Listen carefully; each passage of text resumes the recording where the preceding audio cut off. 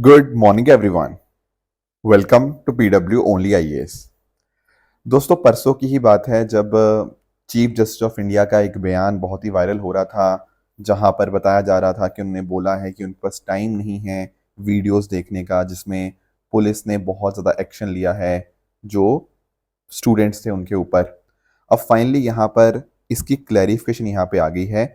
Chief justice of India ने बताया है कि एक्चुअली ऐसा उन्होंने कुछ नहीं कहा। उन्होंने बस ये बोला था कि जब तक कोई पिटिशन उनके सामने नहीं आ जाती तब तक उनके पास यहाँ पे इसके रिगार्डिंग कोई वो टाइम वेस्ट ना करें। डायरेक्टली पिटिशन आएगी तब वो सुनेंगे इसके बारे में। तो फाइनली यहाँ पे सुप्रीम कोर्ट ने अग्री कर गया है कि जो भी पुलिस ने कुछ बहुत ज़्यादा एक्शन जो लिया है ना, वो उसके ऊपर यहाँ पे जो प्लीज है उनको यहाँ पे सुनेगा। अब एक्चुअली देखो, पॉइंट ये है कि अगर कोई गलत काम कर रहा है, कोई दंगा भड़काने की कोशिश कर रहा है, उसके ऊपर तो डेफिनेटली एक्शन लेना ही चाहिए। बट अगर कोई ऐसा बच्चा है, कोई स्टूडेंट है, कोई 17 साल का 18 साल का एक बच्चा है जो सिंपली अपनी आवाज सरकार तक पहुंचाने की कोशिश कर रहा है बिल्कुल एक नॉन वायलेंट ढंग से, उसके ऊपर एक्शन लेना ये बिल्कुल गलत बात हो जाती है। कई लड़कियों के साथ जो गलत काम किया गया कि पुलिस वाले ने उनके ऊपर यहाँ पे एक्शन जो लिया और बिना किसी कारण के, वो चीजें जो हैं वो डेफिनेटली सुप्रीम कोर्ट यहाँ पे अब सुनेगा।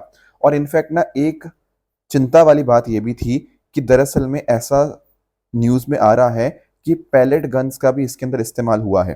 देखो, पॉइंट पता क्या है, पैलेट गन्स के बारे में आप लोग जानते होंगे कि यहाँ पर ना एक प्रकार की एक शॉट गन होती है जहां पर बहुत सारे मल्टीपल मेटल पैलेट्स एक एरिया के ऊपर आप यहाँ पे फायर करते हो।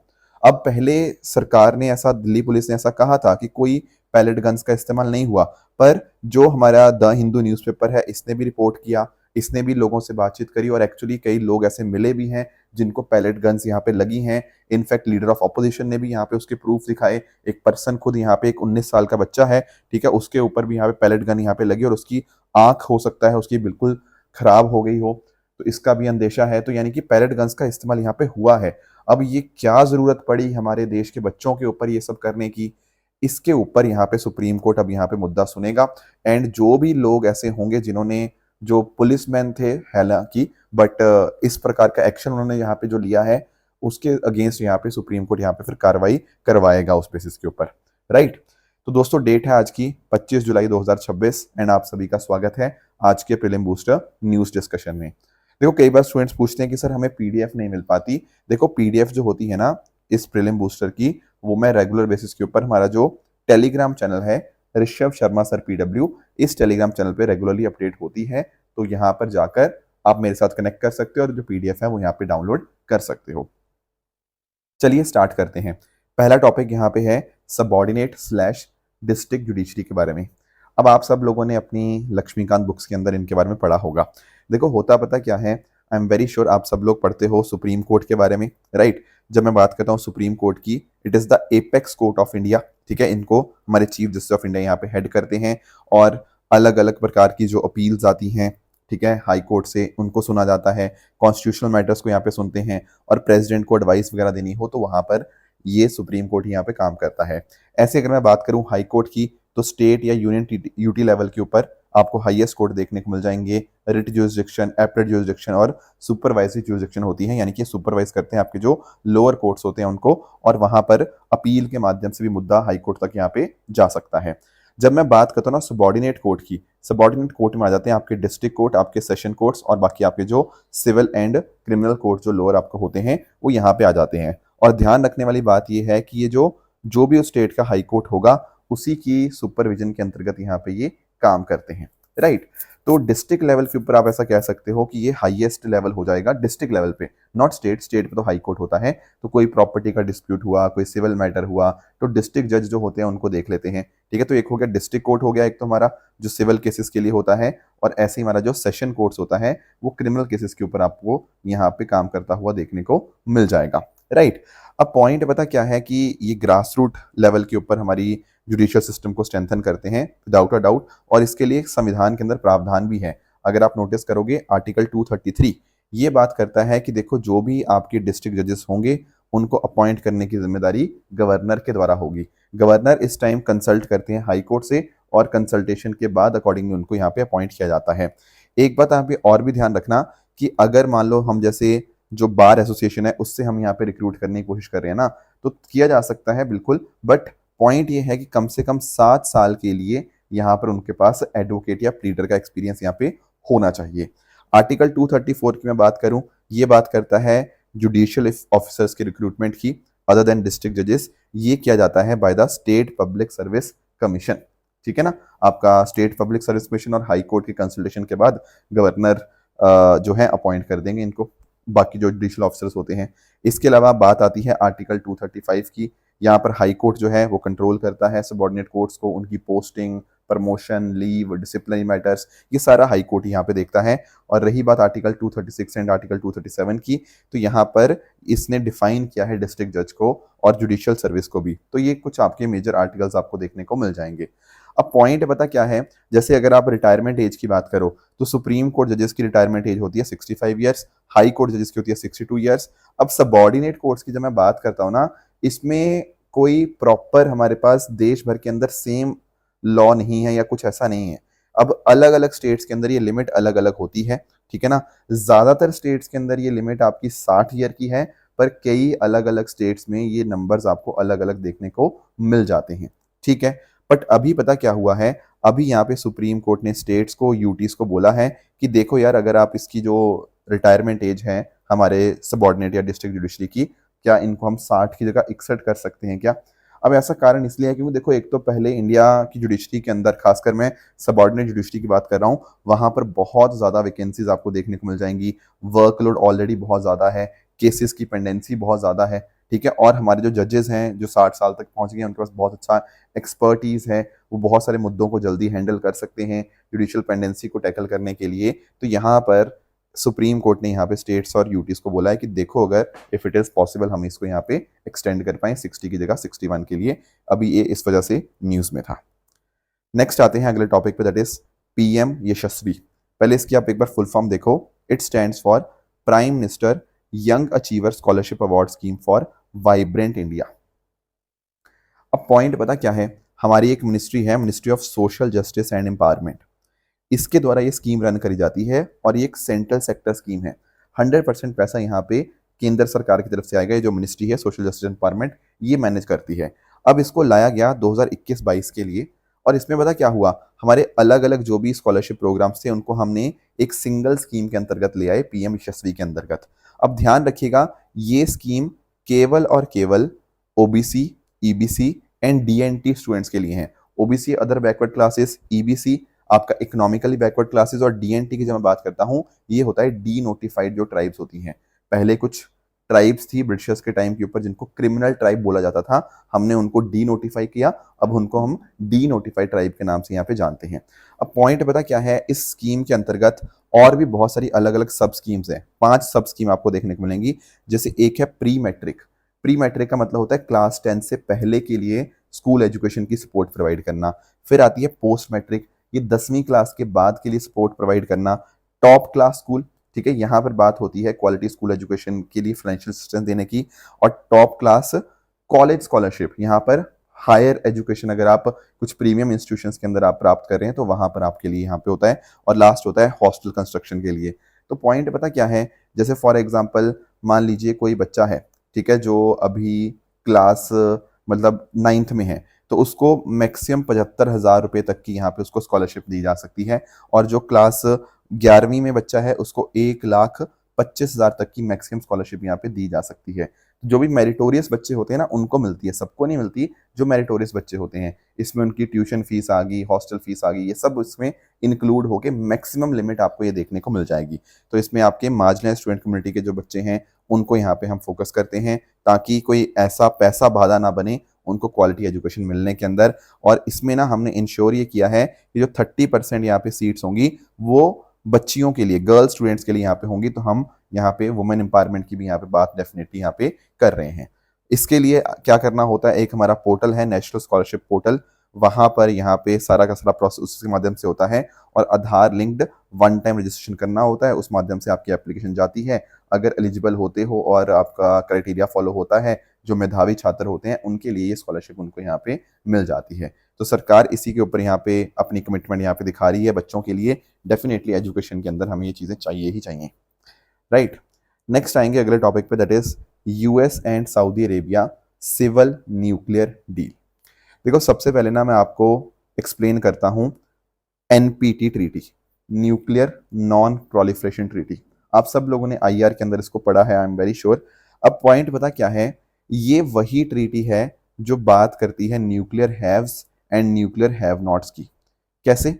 अब इस ट्रीटी में ना बोला गया है कि 5 ऐसे देश हैं जो कि न्यूक्लियर वेपन स्टेट्स हैं, US, Russia, UK, France and China.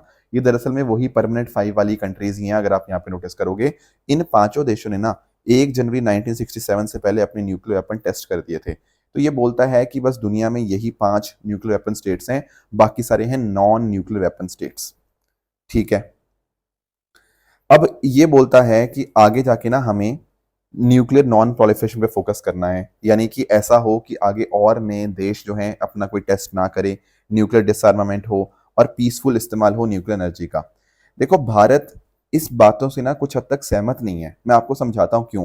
क्योंकि इसने पता क्या किया, इसने बस बोल दिया कि ये 5 देशों के पास रहेंगे न्यूक्लियर वेपन्स, बाकी दुनिया में और कोई कंट्री वेपन बना नहीं सकती इस तरह की। क्या ये डिस्क्रिमिनेट ही नहीं हुआ? बिल्कुल हुआ। और इसीलिए इंडिया ने कभी यहाँ पे एनपीटी को साइन ही नहीं किया।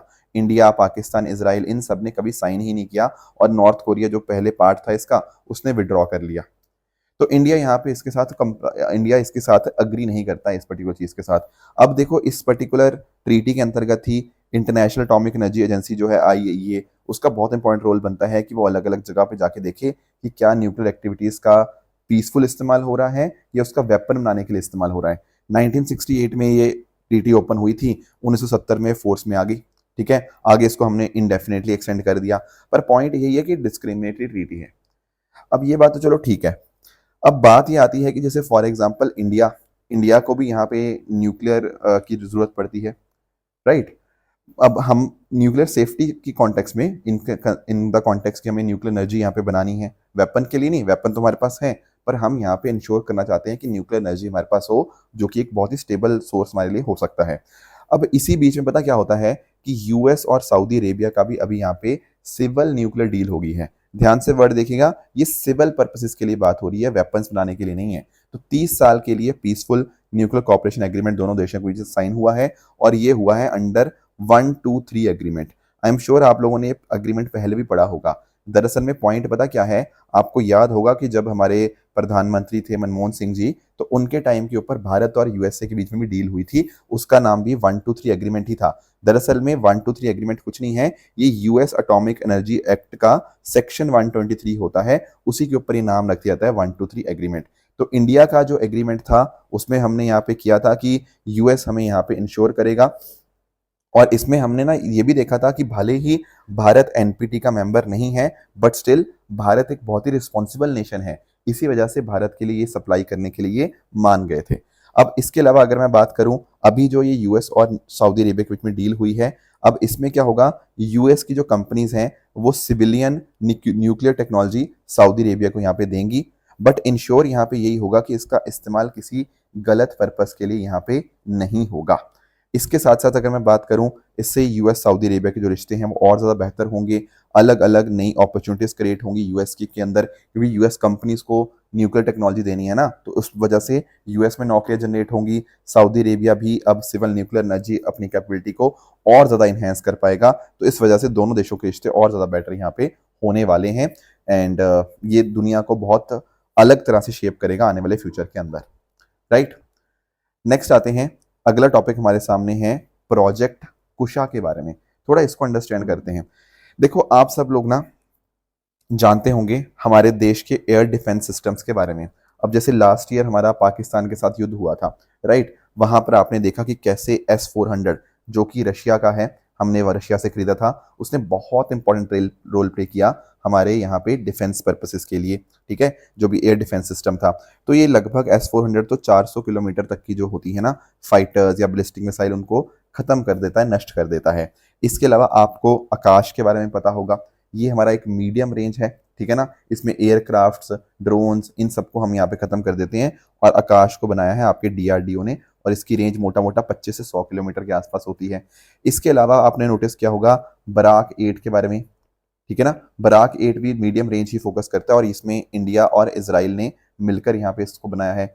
तो भारत ना अपने एयर डिफेंस सिस्टम को स्ट्रॉन्ग कर रहा है ताकि कोई भी दिक्कत ना हो, कोई भी बाहर से कोई मिसाइल आए, कोई ड्रोन्स आए हमें हिट करने की कोशिश करे, तो मल्टीपल लेवल ऑफ हमारे पास यहाँ पे सिक्योरिटी होनी चाहिए। अब उसी संदर्भ के अंदर डीआरडीओ ने यहाँ पे क्या किया है, long range surface to air missile यहाँ पे इसका टेस्ट किया है। इसका नाम क्या है, extended range air defence system, जिसको हम लोग कुशा के नाम से जानते हैं, प्रोजेक्ट कुशा। तो यहाँ पर हम क्या कर रहे हैं, एक multi layered air defence shield हम यहाँ पे अपनी बना रहे हैं ताकि कोई भी परेशानी ना हो। मल्टीपल लेयर्स होंगी तो कोई भी अगर फेल भी होता है ना, अगर एक सिस्टम, हमारे पास दूसरा सिस्टम है उसको न्यूट्रलाइज करने के लिए, तो प्रोजेक्ट कुशा उसी के अंतर्गत यहाँ पे डीआरडीओ ये काम यहाँ पे कर रहा है। तो इसमें अलग अलग कोई भी एरियल थ्रेट आए, चाहे वो एयरक्राफ्ट हो, ड्रोन्स हो, क्रूज मिसाइल्स हो, ठीक है, हाई स्पीड एरियल टारगेट्स हो, सबको यहाँ पे हिट कर पाएगा। और इसमें ना प्रोजेक्ट कुशा के अंतर्गत हमारे पास मल्टीपल आपको इंटरसेप्टर्स देखने को मिल जाएंगे। जैसे एक है आपका 150 किलोमीटर के आसपास का, जिसको M1 बोला जाएगा इंटरसेप्टर को, M2 है 250 किलोमीटर, M3 है 350 से 400 किलोमीटर का। तो यानी कि ना अलग अलग रेंज के ऊपर हम थ्रेट्स को इंटरसेप्ट कर पाएंगे। और इसमें आप नोटिस कर पाओगे, इसमें स्टेल्थ एयरक्राफ्ट हम यहाँ पे इस्तेमाल करेंगे जिसको डिटेक्ट करना बहुत मुश्किल होगा। फिर अनमैन्ड एरियल व्हीकल्स होंगे, ठीक है, क्रूज मिसाइल्स, ठीक है, इन सबको यहाँ पे हम टैकल कर सकते हैं, इन सबको काउंटर हम यहाँ पे कर सकते हैं, चाहे वो डिटेक्ट करना मुश्किल ही क्यों ना हो, पर तब भी इसके अंदर कैपेबिलिटीज हमने बहुत ही शानदार यहाँ पे बनाई हैं। तो हमारा जो Indian air force integrated air command and control system है उसके साथ इसको इंटीग्रेट करवाया जाएगा जैसे बाकी जो सिस्टम्स हैं। एंड इस तरह से भारत जो है ना अब विदेशी चीज़ों के ऊपर अपना डिपेंडेंस कम करेगा, क्योंकि ये प्रोजेक्ट कुशा हमारा ही है, डीआरडीओ ही इसको बना रहा है। तो डिफेंस के अंदर भी अब यहाँ पे हम आत्मनिर्भर बनने की तरफ अपने जो कदम है यहाँ पे बढ़ा रहे हैं। आगे आएंगे, नेक्स्ट टॉपिक है Senegal's president Bassirou Faye elected इकोवास चेयरमैन। देखो सबसे पहले तो ना हमें यहाँ पे इकोवास के बारे में यहाँ पे पढ़ना है कि आखिर इकोवास क्या है क्या। देखो एक काम करते हैं, हम चलते हैं अपने वेस्टर्न अफ्रीका, ये वेस्ट अफ्रीका वाले रीजन की मैं यहाँ पे बात कर रहा हूँ। अब हुआ पता क्या, 1975 की बात है, जो वेस्टर्न अफ्रीका के देश थे ना, उन्होंने एक ट्रीटी साइन करी, ट्रीटी ऑफ लागोस। अब इस ट्रीटी के माध्यम से उन्होंने कहा कि चलो एक काम करते हैं, हम सब लोग छोटे छोटे देश हैं, आपस में इंटीग्रेट करते हैं, इंश्योर करेंगे इस रीजन के अंदर पूरी तरह से स्टेबिलिटी लाने की। और वहीं से शुरुआत हुई इकोवास की, ठीक है। अब ऐसा करते करते पता क्या हुआ कि इकोवास में अलग अलग देश आते गए। तो अभी पता क्या था, मॉरिशियाना तो चलो अब नहीं है इसका पार्ट, पर अभी अगर कुछ 2-3 साल पहले की आप बात करो तो इसमें टोटल 15 कंट्रीज हुआ करती थी। बट माली, बुर्किना फासो और नाइजर, ये 3 देश ऐसे हैं ना जहां पर बहुत ज्यादा तख्ता पलट वगैरह चल रहे थे, वहां सिविल वॉर की भी सिचुएशन चल रही थी। तो इन देशों ने पता क्या किया, इन देशों ने अपने आप को इकोवास से अलग कर लिया और इन तीनों देशों ने मिलकर बनाया AES, alliance of Sahel states. इन तीनों देशों ने अपना एक अलग अलायंस बना लिया, एक अलग ग्रुप बना लिया, क्योंकि इनको डर था कि मान लो कहीं ऐसा ना हो कि हमारा हम जो तख्ता पलट करके आए हैं वापस यहाँ पे एस्टेब्लिशमेंट हो जाए नॉर्मल सरकार का। तो इस वजह से इन्होंने अपनी खुद की एक अलग से अलायंस बना ली AES के नाम से, अलायंस ऑफ साहेल स्टेट्स। तो अभी आज के समय 15 में से 3 देश कम हो चुके हैं, अब टोटल 12 देश आपको देखने को मिलते हैं आपके इकोवास के अंदर। ये 12 देश कौन से हैं, Nigeria, Benin, Togo, Ghana, Ivory Coast, Liberia, Sierra Leone, आपका गिनी बिसू, ठीक है, सेनेगल, गैम्बिया, केप वर्डे। ये टोटल 12 देश आपको देखने को मिल जाएंगे आज के समय के ऊपर, जो कि पार्ट है इस इकोवास का। तो अभी न्यूज में क्यों है, क्योंकि यहाँ पर इन्होंने अपना एक नया चेयरमैन यहाँ पे इलेक्ट किया है, और वो कोई और नहीं, वो सेनेगल के ही प्रेसिडेंट यहाँ पे इसके नए चेयरमैन यहाँ पे नियुक्त किए गए हैं। इससे पहले सियारा लियोन के जो प्रेसिडेंट थे वो यहाँ पे इसके चेयरमैन थे, अब यहाँ पे ये नए चेयरमैन यहाँ पे बन चुके हैं। तो इस प्रकार से एक रीजनल संस्था है, क्योंकि इसमें वेस्टर्न अफ्रीका की कंट्रीज हैं, और इसको 1975 में ट्रीटी ऑफ लागोस के माध्यम से यहाँ पे बनाया गया था। काफी न्यूज में आई थी अभी पिछले साल, हमने तब भी प्रीलिम बूस्टर के अंदर इसको डिस्कशन किया था। इसके हेडक्वार्टर आपको अबूजा नाइजीरिया में देखने को मिल जाएंगे। कोशिश इनकी यही है कि आपस में मिलकर हम कॉपरेशन करें, रीजनल पीस यहाँ पे एस्टैब्लिश हो पाए। तो टोटल 12 मेंबर स्टेट्स हैं जिनका नाम मैंने आपको बता दिए, एग्जाम में कल को पूछ सकता है, तो ध्यान रखना माली, बर्किना फासो और नाइजर अब इसका मेंबर नहीं है, क्योंकि ये विड्रॉ करके इन्होंने अलायंस ऑफ साहेल स्टेट्स यहाँ पे बना लिया है। तो ये कुछ मुद्दे थे जो आज हमें डिस्कस करने थे। अब रही बात ट्रू एंड फॉल्स स्टेटमेंट की, यहाँ आपके सामने कुछ स्टेटमेंट्स हैं, इनको आप पढ़िएगा। बताइएगा इनमें से कौन सा सही है, कौन सा गलत है। एंड कल जो मैंने आपको होमवर्क दिया था, एक था आपका नेशनल रोड सेफ्टी बोर्ड के बारे में। तो क्या ये स्टैट्यूटरी बॉडी है? हाँ बिल्कुल। और ये एडवाइस करने के लिए मोस्टली बनाई गई है under section 215 B of motor vehicle act 1988। That is a correct statement. ASEAN की बात करें, क्या भारत मेंबर है आसियान का? नहीं, भारत साउथ ईस्ट एशिया के अंदर नहीं आता। यहाँ तो बाकी जो 11 देश थे वो आते हैं, इंडिया नहीं है इसका member. This is incorrect. Quad की बात करें तो बिल्कुल ये इनफॉर्मल स्ट्रेटेजिक फोरम है, इसमें इंडिया है, यूएस है, ऑस्ट्रेलिया है, बट फ्रांस नहीं है। फ्रांस की जगह यहाँ पे आपको जापान देखने को मिलेगा, इसलिए ये स्टेटमेंट भी अपने आप में इनकरेक्ट बन जाएगा। तो इसी तरह से आप सब लोग अपने एंड पे हार्डवर्क करते रहिए। Thank you so much for joining. All the very best. जय हिंद, जय भारत।